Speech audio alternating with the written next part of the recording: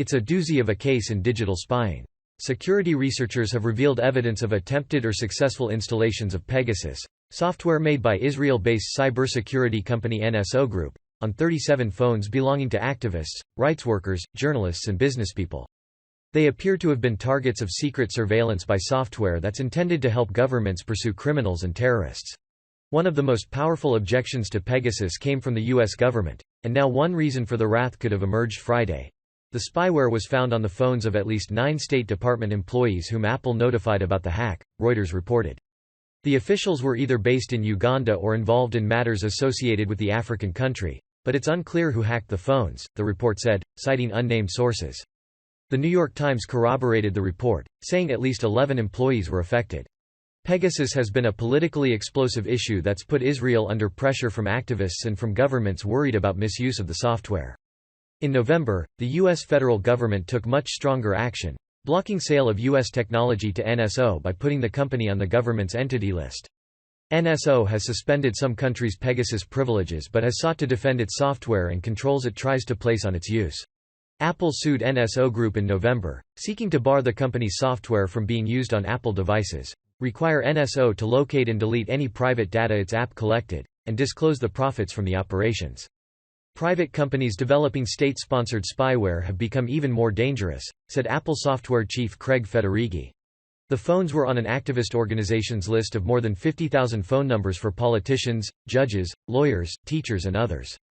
Also on that list are 10 prime ministers, 3 presidents and a king, according to an international investigation released in mid-July by The Washington Post and other media outlets, though there's no proof that being on the list means an attack was attempted or successful. Pegasus is the latest example of how vulnerable we all are to digital prying. Our phones store our most personal information, including photos, text messages and emails. Spyware can reveal directly what's going on in our lives, bypassing the encryption that protects data sent over the Internet. The 50,000 phone numbers are connected to phones around the world, though NSO disputes the link between the list and actual phones targeted by Pegasus. The devices of dozens of people close to Mexican President Andrés Manuel López Obrador were on the list, as were those belonging to reporters at CNN, the Associated Press, The New York Times and The Wall Street Journal. Several phones on the list, including one belonging to Claude Mengen, the French wife of a political activist jailed in Morocco, were infected or attacked. Other cases of Pegasus infection have emerged since the initial revelations. Here's what you need to know about Pegasus. What is NSO Group? It's a company that licenses surveillance software to government agencies. The company says its Pegasus software provides a valuable service because encryption technology has allowed criminals and terrorists to go dark. The software runs secretly on smartphones, shedding light on what their owners are doing. Other companies provide similar software. Chief executive Shalev Julio co-founded the company in 2010. NSO also offers other tools that locate where a phone is being used, defend against drones and mine law enforcement data to spot patterns. NSO has been implicated by previous reports and lawsuits in other hacks, including a reported hack of Amazon founder Jeff Bezos in 2018. A Saudi dissident sued the company in 2018 for its alleged role in hacking a device belonging to journalist Jamal Khashoggi, who had been murdered inside the Saudi embassy in Turkey that year. What is Pegasus? Pegasus is NSO's best-known product. It can be installed remotely without a surveillance target ever having to open a document or website link, according to The Washington Post. Pegasus reveals all to the NSO customers who control it: text messages, photos, emails, videos, contact lists, and can record phone calls. It can also secretly turn on a phone's microphone and cameras to create new recordings, The Washington Post said. General security practices like updating your software and using two-factor authentication can help keep mainstream hackers at bay. But protection is really hard when expert, well-funded attackers concentrate their resources on an individual. Pegasus isn't supposed to be used to go after activists, journalists and politicians. NSO Group licenses its products only to government intelligence and law enforcement agencies for the sole purpose of preventing and investigating terror and serious crime, the company says on its website. Our vetting process goes beyond legal and regulatory requirements to ensure the lawful use of our technology as designed. Human rights group Amnesty International, however, documents in detail how it traced compromised smartphones to NSO Group. Citizen Lab, a Canadian security organization at the University of Toronto, said it independently validated Amnesty International's conclusions after examining phone backup data. In September, though, Apple fixed a security hole that Pegasus exploited for installation on iPhones. Malware often uses collections of such vulnerabilities to gain a foothold on a device and then expand privileges to become more powerful. NSO Group software also runs on Android phones. Why is Pegasus in the news? Forbidden Stories, a Paris journalism nonprofit, and Amnesty International, a human rights group, shared with 17 news organizations a list of more than 50,000 phone numbers for people believed to be of interest to NSO customers. The news sites confirmed the identities of many of the individuals on the list and infections on their phones. Of data from 67 phones on the list, 37 exhibited signs of Pegasus installation or attempted installation, according to The Washington Post. Of those 37 phones, 34 were Apple iPhones. The list of 50,000 phone numbers includes French President Emmanuel Macron, Iraqi President Barham Saleh and South African President Cyril Ramaphosa. Also on it are 7 former prime ministers and 3 current ones, Pakistan's Imran Khan, Egypt's Mustafa Madbouli and Morocco's Saad ad-Din el-Uthmani. King Mohammed VI of Morocco also is on the list. The episode hasn't helped Apple's reputation when it comes to device security. "We take any attack on our users very seriously," Federighi said.